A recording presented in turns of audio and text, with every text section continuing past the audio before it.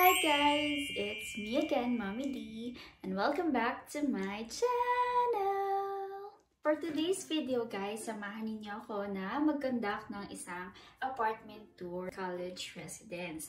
Makikita naman natin sa website nila na nag-offer sila, pero ano nga ba ang tsura nun sa loob? Nakakapag-campus tour ako before, nakikita ko yung labas ng mga residences, pero yung sa loob, pa siya nakikita talaga as in. So for today's video guys, pupuntahan natin mismo yung tinitirhan ng isa sa mga international students with her OWP. So itong video na to guys, very special to for me. Kasi ito yung kauna-unahang video. Kasama kong iba, hindi lang ako yung magdadaldal kanya. And itong taong to, isa po siyang student mentor. Isa po siya sa mga taong nakilala ko with the same values as me. Tungkol lang sa mga international students, willingly. Isa po siya sa admin ng aming international students group sa Lethbridge. I know na pag nakita ninyo siya, nakausap ninyo siya through my video, I know na magugustuhan nyo rin tong taong to. So, yun nga, yung sinasabi ko kanina, nawala ako. So, I'm opening my world now. Hindi na lang ako yung magdadaldal for today. Makakasama ako and maririnig nyo rin yung insights niya. Makakarinig kayo ng ibang insights from ibang tao sa video ko. So, sana, itong video na to, maraming international students yung matulungan, especially those people na planning na tumira sa mga college residence. Tingnan natin kung malalaman ba natin yung mga pros and cons, yung mga expenses nila dun sa bahay, maybe somehow yung difference if living ka sa college residence or living ka sa mga apartments outside the college. Lilinawin ko lang po, itong video na to, hindi to sa pilitan. Willingly po sila nag-accept sa aking request to share yung kanilang apartment. Samahan niyo ako for today. So, yan. Diyan lang kayo guys. Bye!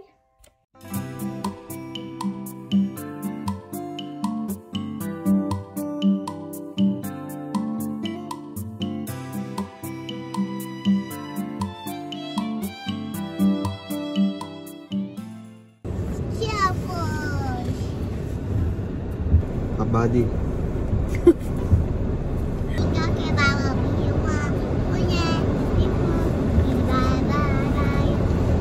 yung position? Nakakangalay ito. Magalaw. Magalaw.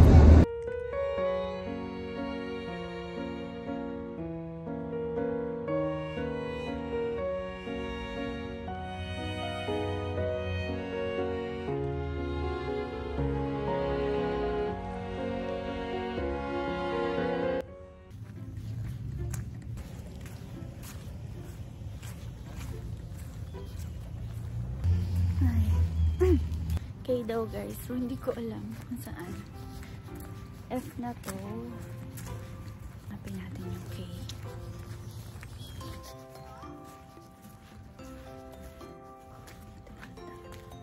Walang doorbell. Walang doorbell.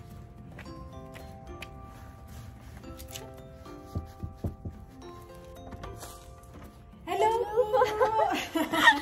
Naka-ready! Hello! Hello po! Kamusta? Pasok po, pasok. Ayun lang po. Ay, nandyan po siya. Naglalaba. Naglalaba lang. Sorry naman, may dala ko pa. Ayun po. May pa-epekto. Oh. Welcome po sa aming ano. Yan. Wow. Maliit lang. Maliit po. Dalawa lang kayo dito? Opo. Dalawa lang kami. Pero 2 bedroom siya tapos private po siya. Malaki na rin po siya. Kung like siguro a couple with 2 to 3 kids, pwede na siya. Ayan yung kusina. Ayan, ito po yung kitchen. Wow! Yan, medyo makalat lang. Kasi may nagluto ng baon. Kasi nagluluto na kami ng for the whole week na. May ref na, may mga utensils, may plates, dinnerware, pot, isang pot, may coffee maker. Yan, kasama po yung coffee maker. Ay, ang ganda! Siya na po kayo kasi yun lang yung kayanan. Uy, ano ka ba? Ito, may mga cabinets na, no? Opo. Open toaster, microwave. Tapos, ang ganda na view. Yun yung view. Green na green, no? Opo. Uy, bukas! Hindi nilalamig. Ang table kasama yan? Opo, kasama yun po. Ay, kasama May na chair. rin. May 4 na chair po. Tapos may isang dining table. Ito, may sofa. May sofa na. Opo. Livable na siya talaga, no? Ano na siya, kumbaga furnished na siya. Oo. Hello! Thank you sa Wag na tayo pumasok kasi personal space na yan. 2 bedroom, no? 2 bedroom po siya. Ito ano to? Sino nakatira dito? Kami din. Dito kami natutulog. Yun. Ay, okay. Study room, ganun. Bali, ito dito na lang. Pahinga na lang talaga. Tulog na lang. Tulog lang. Ganun lang talaga. Tapos ito, kasama na rin siya dito. Hindi, ano yan? Ay, yung bed. Itong bed, kasama siya. So, may bed na siya. Meron na siya nitong box. Queen size ata to. Tapos ito, dito sa school. Ito. Alam, may cabinet na rin. Galing. So, mga gamit. Yan. Yung TV. Yung TV hindi. Bathtub. Oo, may bathtub na. Ayan, may bathtub na. May shower, may bathtub. Wow, Pinoy na Pinoy. Oh, alam na Pinoy yan, syempre. Shopee yan. Ito may mirror na, nakasama. Opo, kasama yung yung ganda mirror. naman. Tapos ito pala, kalumipat po, may kasama na nito yung mga shovel, may walis. Ito, hindi kasama. Pinoy na Pinoy yung walis. Oo, Pinoy na Pinoy. Meron na silang provided na walis. Mas preferred ko lang yung tambo. Oo. Pinoy pa rin. Mahirap kayo magwalis yan ng tigas-tigas. Snow shovel, tamplaw. Ay, kayo na nag-shovel sa labas? Minsan po, pero most of the time, binoblower ng school. Minsan, paglabas namin, naka-plow na.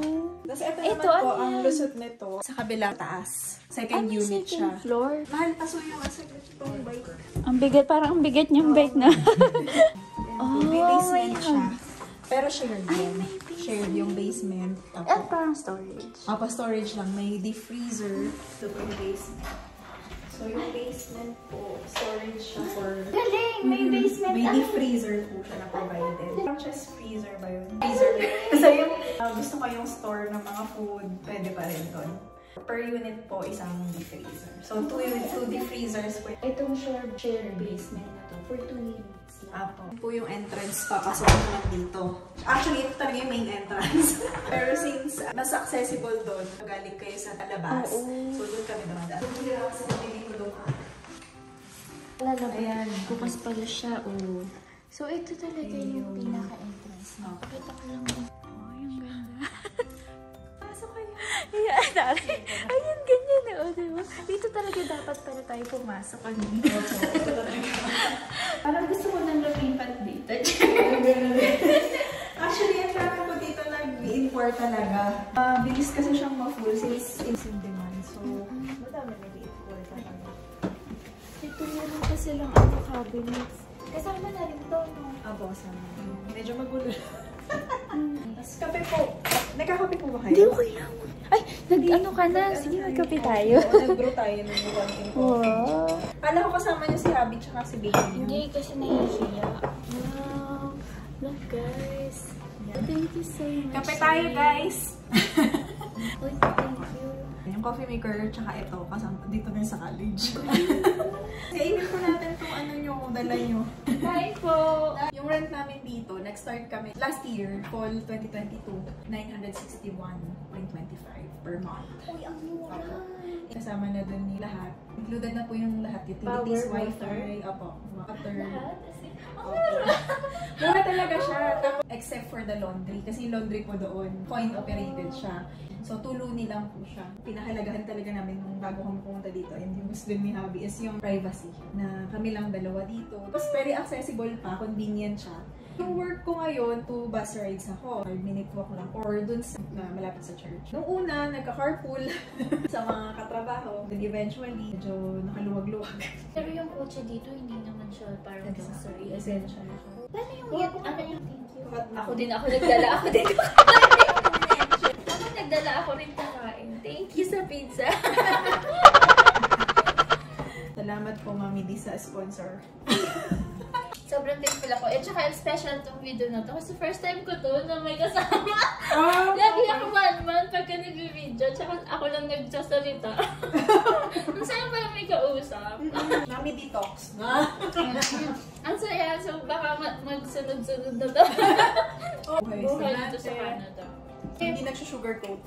Pagka alam mo na yung mga gantong bagay, bago ka pumunta, malaking tulong na. Hindi tulad ko, hindi ko naman alam na ganito mahirap yung buhay. Hindi man sobrang hirap, yung parang mahirap kumuha ng mga resources, like tulong. Sa amin po, big help yung church. Yun yung isa sa una namin hinanap. yung availability ng church. Nakita namin meron naman dito na local congregation. Di ba ako yung nauna? Kasi nga solo ko na. Di ba? Ikaw lang. Sa una talaga, hindi ko alam kung paano ako pupunta doon. Sinearch ko sa Google. Tinry ko siyang i-search doon sa Lethbridge Transit na app. Tinuro niya sa akin kung anong bus, to bus rides. May mga churchmates kami na mababait. Binahatid sundo kami pagka magpupunta sa church, mga ganun. May dito, nandiyan kayo, tinaguide kami nung una, di ba? Ako kasi, I want to do it for free lang. Kasi di ba parang, if I will not, who else will? Yun yung na-realize ko dito sa Canada. Kung hindi ko gagawin, sino magpaprovide sa ibang tao ng free na ganito, di ba? Ang dami rin ako parang akala ko ganito, akala ko ganyan. Pagdating ko dito ako nahirapan kasi iba yung expectation. Unlike kapag alam mo na yung i-expect mo, bababaan mo yung expectations mo. Malaking tulong. Start from scratch. Lahat. Isip mo na lang talaga na ano ba yung bagay na malaki yung naging change sa life mo. And then... Paiyak na pala! Pag-usapan natin yung student mentor. Kasi di ba nag-mentor ka ng mga students? Malaking tulong din yun, di ba? Guide na talaga siya. Pwede po nila akong email. Reach out nila ako sa Messenger. Directly through SLE Planner. Nakikita po sila sa Facebook, sa social media, meron silang YouTube channel. Headed po siya ni Coach MC. Pagdating naman po sa student mentorship, yung kasama po siya sa package, yung student mentorship. So if you're planning po na dito po sa Lethbridge College mismo directly, you can ask me as one of your student mentor po. And then I will happily help you, guide you po all the way. Kung ano yung pwede kong ma-share sa inyo, experience, pagdating ko dito sa Canada, ano yung mga job opportunities na pwede, ano ba yung i-expect mo dito sa Lethbridge pagdating mo dito sa Canada.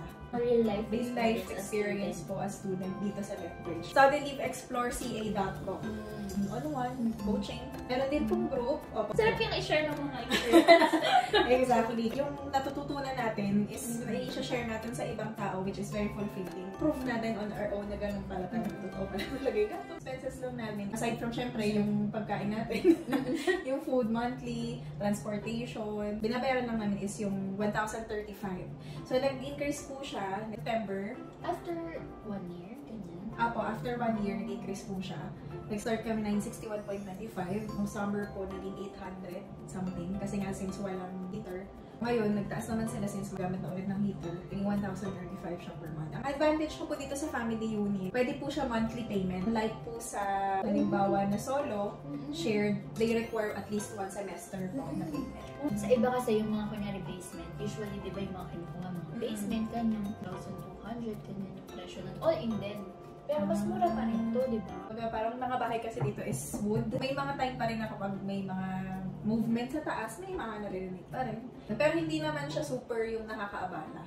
Worth it talaga siya. Sasabi ko na this is one of the most valuable decisions that we've made when we moved here in Canada. Tsaka na-bless ka dito kasi hindi lahat nakukuha yung unit. Pagdating ko dito sa Canada, actually, last year, August, wala pa kaming bahay. Pero, in-corp na ako 2 months ago, kada dumating sa akin. Nagbayad na ako ng $50 application fee for waiting list. Wala pang guarantee. Pang August, lo and behold, nag-email sa akin yung resident. Nagsabi sila na, we already have available family unit for you. You only have to deposit $550. Parang pinaka-initial deposit fee. Then, nag-deposit ako ng $550, then, yan na, meron na kaming unit. Kaya lakas loob din talaga kami na kinuha na to kasi nung una ako pa lang. Nung dumating po ako dito for the first 2 weeks, nag-stay muna ako dun sa pinsan ko sa Calgary. Kasi hindi pa start yung klase? Hindi pa po. Ang risky din eh, no? Last week of August, dun pa lang kami maghahanap ng apartment dito sa Canada. Though meron ako naka-shortlist ng apartment na pupuntahan, pero syempre, mas gusto ko pa rin talaga dito. Preferred talaga namin dito. Kasi nga, convenient siya. Nung naghahanap kayo ng bahay, alam mo na parang mura na to. Opo. Kasi nagawa kami ng comparison. Kinumpare namin kung litira kami sa bahay, ano yung mga cost, baga yung pros and cons ba. Saan ka naghahanap ng listing? Sa online din po, like ako, naghanap ako sa Google, Gigi, sa Marketplace, sa Avenue Living.ca. Risky na, pumunta ka dito tapos wala ka pang bahay. Kasi kung ako yung parang overthinker na ano, hindi ako lilipad pag wala mo naka-reserve. Oh, exactly. Puro pray ka na lang everyday. Sana meron ng magandang balita, may good news na magkaroon ng ano. Yung waiting list na fee na $50, refundable yun if ever. photographer. Hindi po. Pero once naman na makukuha ka, worth it siya. Oo nga eh. Tayo yung mga nakakausap ko nga rin, nagre-rent muna sila ng hotels. Mahirap nga naman kasi maghanap pag nasa Pinas ka pa. Tapos maghahanap ka online. Ang dami na namang scammer, di ba? Kayong iba, hindi naman sila magpaparent na wala ka pa dito sa Canada. Oo. May friends and credit score, credit history. Ano na-require nila sa inyo? Dito po wala. As in, ni-require lang nila sa amin is 550 na deposit. Kasi enrolled ka na? Apo, kasi full-time student na ako. Habang full-time student po, pwede yung mag-stay sila dito. Pero once po makagraduate yun, move out na. Move out na? Apo. Wala. Parang ako, parang gusto ko tumira dito. Forever. Oo nga eh. Kumbaga kami naman simple lang. Gusto lang namin yung may importante. May kitchen, may washroom, may bedroom, simpleng living room, may TV, may lutuan. Okay, nakasaya na kami. Ganyan sa amin yung ganito. Pwede lang na hindi na nag-stay na, diba? Pero lang pala kami binayaran na $75 na insurance. Optional naman siya, nasa inyo naman yun. Pero to be sure lang, halimbawa may manamage na yung appliances namin, at least meron kami insurance. Pwede magluto dito? Fire alarm? Hindi po, hindi naman po. Hindi naman siya sensitive. May mga activities din dito for residents, so very generous naman yung residents' life. First week of September, meron silang mga pa-pizza, may mga pa-events sila sa Residence Activity Center. Opo. Thanksgiving Day, may party, mga ganyan. Meron ka na pala community. Opo, may community din. Hindi ba bang international students na nakatira dito? Actually, ngayon po, madami na. Marami na rin po dito mga Pinoy. May mga kapitbahay na mababait talaga din. Nag-approach sila sa inyo. Maraming Pinoy dito ngayon. Pangilang sila na? Third sem po, second year. So far, awa ng Diyos, nakasurvive naman. Kamusta yung school? Okay naman? Okay naman po. So, pagdating naman sa course load, pwede namang i-rearrange. So, ang ginawa ko, Tuesday, Thursday lang yung class ko. Full day class ako. From 8 a.m. to 4 ako. Gamit na gamit sa buong araw. Pero makapag-work naman ng 3 times a week, diba? Mahirap kasi yung combine. Although kahit yun na isang subject lang, tapos work. Mas mahirap. Pagod ka na, no? After ng buong araw na school. Yung ginagawa ko dati. Yung saya. Eh, katulad ako. Sa isang araw, ang dami mong dala kasi nga ilan yung subjects mo. Tapos wala kang kotse sa lahat. Tapos winter pa, no? Oo, nakakaloka. Disadvantage niya sa akin, kapag may nag-cancel na klase, tatawa rin ako. Tatawa rin ako sa mga susunod na subjects. So parang absinan ko na lahat ng araw. Pero nakakatawa po kayo kasi baga naging student ambassador kayo tapos president's list pa kayo, di ba? Nakakatawa. So, very inspiring. Yung sa student ambassador ko kasi, lagi kong pinapursue ko niya kasi nagtutok din kami. So, nagtutour kami, nagtutok kami. Lagi kong ina-advocate na to academic excellence. So, isa yun sa mga lagi kong pinupush. Although, we're just here for like permanent residency or what, diba? Yun naman talaga yung end goal natin, to stay. Let's make it na-enjoy natin, na maipagmamalaki natin. Kasi may mga nakikilala ako na parang tinitake nila as negative na parang hindi mo naman kailangan gawin yan. Ganon, yung parang let them. Let people do what they want to do. Iba't iba tayo ng priorities eh. Pagka parang sa akin, nandito ka na, why not give your best and enjoy the journey that you are currently doing, diba? Actually, okay lang naman yun na iba-iba yung kayo ng prinsipyo. Wag lang yung parang masamain mo yung prinsipyo na iba sa prinsipyo, diba? Exactly. Yun yung ayoko. Ay, nag-ano na. Nag-heart na rin. Nag-napit na. Nag-ano na talaga. Baka madaig pa natin si Tony Tots. Oo. Sana nga may iba pa maging student ambassador ng mga Pinoy. Oo, wala pa. As student ambassador, lahat kami. May isa lang kaming contact sa school. Siya yung student coordinator namin. Lahat-lahat ng mga transactions manggagaling sa kanya. Tapos parang siya lang yung boss namin. Ganyan. Sana may mga susunod pa mga Pinoy kasi masaya talaga siya. Yung work, andun ka na, kunyari ako may vacant ako, kukuha ko ng shift. Para hindi masayang na nandun ako sa school. Tapos unlimited hours yun, di ba? Yung income. Oo, yung work, hindi din siya unlimited. Yung asawa ko addict din sa kape. Oo, talaga. Oo, drinker, coffee drinker din siya. Hindi ko tatanggi ako. Saan po kayo pala kayo nag-work? Accountant ako ngayon. So, so blessed naman ako. Katulong talaga yung grades kasi ilalagay mo sa resume mo pag proud ka sa grades mo, pag proud ka sa achievements mo, ilalagay mo sa resume mo. Kasi ang kalaban natin dito sa Canada is, unang-una, hindi tayo Canadian. Although sinasabi na walang discrimination, pero at the actual interviews, job searching, ganyan, meron pong discrimination. Pero nangyayari siya. Parang sa real life. So kung meron ka mga pwedeng i-read mo na may value sa kanila. Yung mga experiences mo sa Pinas or mga achievements mo sa Pinas, it may be so valuable to us. Na-improve tayo as a person, ganyan. Pero sa kanila walang value. Yun yung kalaban natin. Sad but true, diba?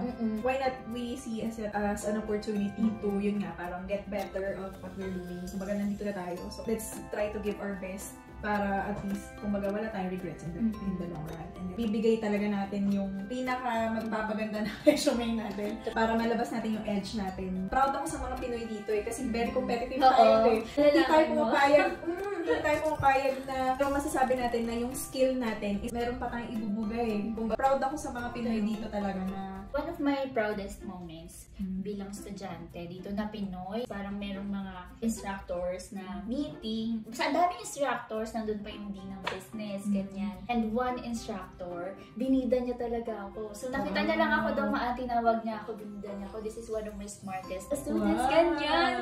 Very prouding moment kasi yun. Alam nila Pinoy kasi pag nakita mo ako, di mo naman sasabihin, or American, ganyan. Diba? Alam nila agad na Pinoy ka. So parang nakaka-proud talaga yun. Oo. Kaya nakakatuwa din. Kumbaga, ang liit lang ng Pilipinas, no? Pero yung mga tao sa Pilipinas is, kumbaga, small but terrible eh. Yun yung mga bagay na ipagmamalaki natin. Exactly, oo. Yung asawa ko pala, diba photographer?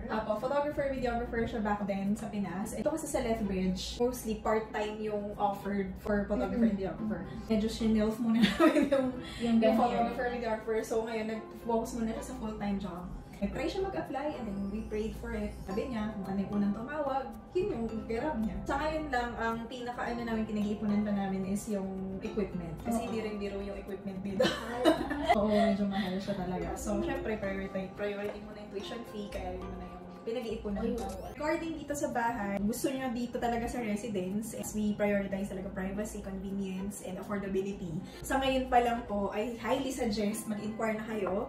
Email address nila is residence@lethbridgecollege.ca. Pwede nyo silang email, very responsive sila. Pwede po kayo at first inquire if they still have available unit for kung kayo po ay solo, inquire for shared bedroom. Meron silang 2-bedroom unit for 2 solo students. Doon na lang sila sa website mismo. Opo. Pwede po sila pumunta sa website. Complete naman po doon lahat. Bawat unit and yung cost. Nandun na po. Yung sa SLE planner naman po, yung sa student mentorship, if you're interested po na to learn more how to go here po sa mga aspiring international students po, we're very happy to assist you po, respond to any inquiries that you might have because for sure po, marami kayong mga questions pa. And then, shameless plug na rin po.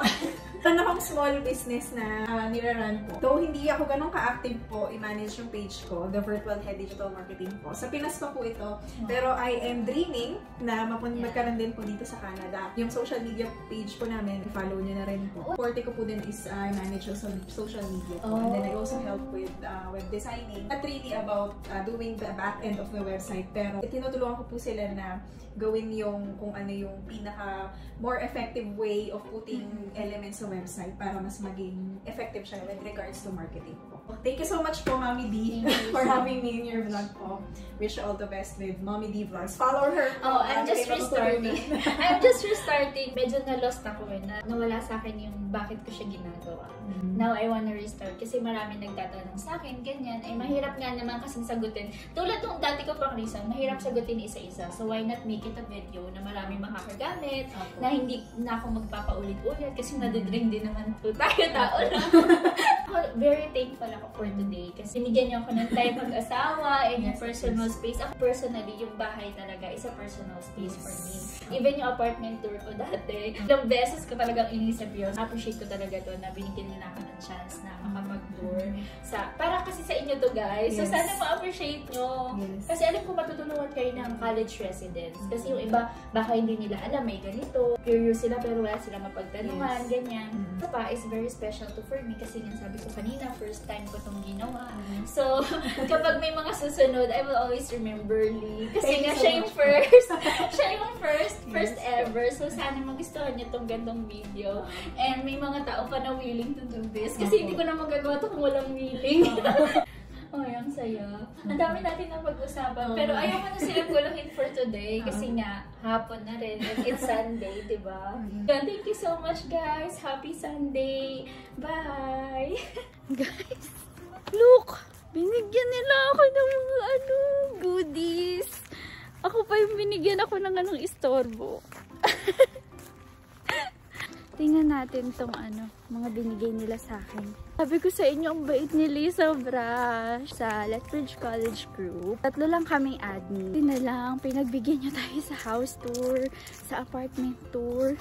Tapos binigyan pa ako ng mga goodies para kay Dada and kay Hubby. Thank you! Andito tayo sa residence, guys. So, tinext ko na si Hubby. Sabi ko, tapos na tayo. Hintayin natin, sunduin tayo ulit. Ewan ko kung saan sila pumunta.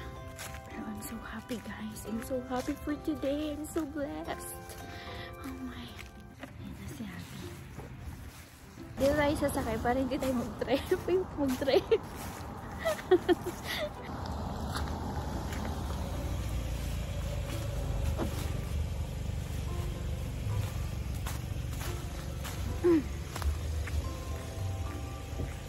Pa rin pala mag-drive.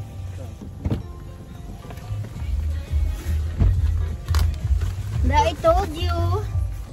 Nagugutom na naman ako. Hindi ka nagugutom. Kumain ako isang pizza. Wala ako.